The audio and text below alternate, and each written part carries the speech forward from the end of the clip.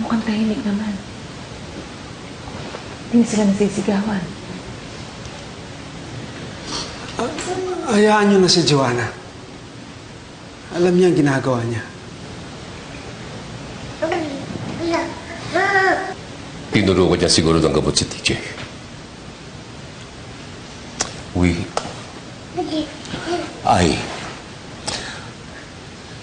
I shouldn't have come. Kasalanan ko to. Balae, huwag mong sisihin ang sarili mo. Oo ba, darling? Tama si Balae. Hindi kasalanan na gusto mo makita si TJ. Hindi kasalanan na gusto mo siyang makasama.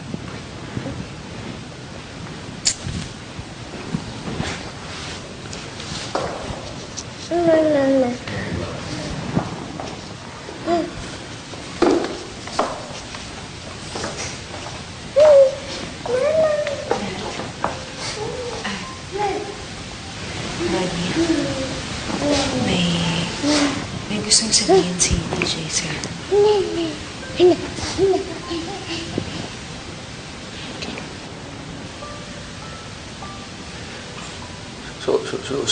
Sorry na pinalayas kita at sorry na nagalit ako sa'yo.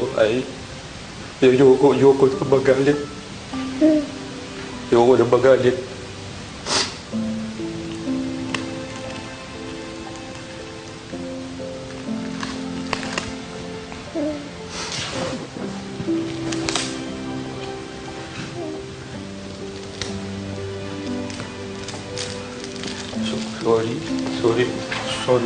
Sorry po.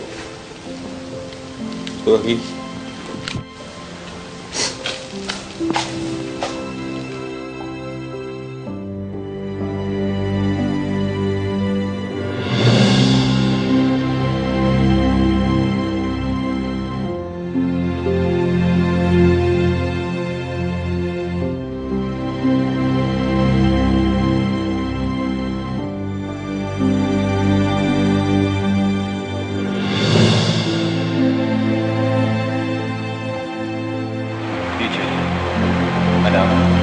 Huwag niyo akong matatawag na anak kasi kahit kailan hindi naman kayo naging ama sa akin.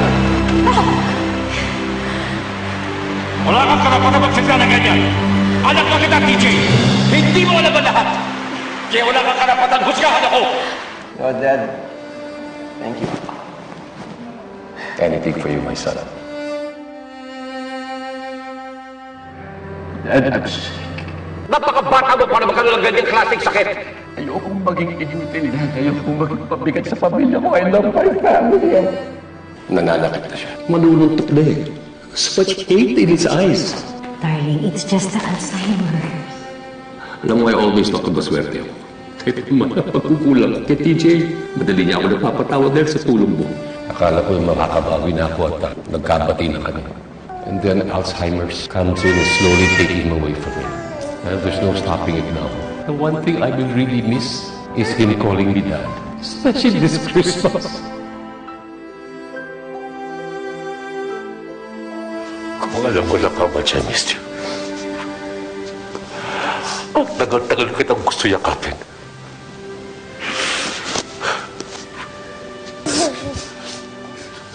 Sorry. I love you, anak. Sorry. Mahal kita.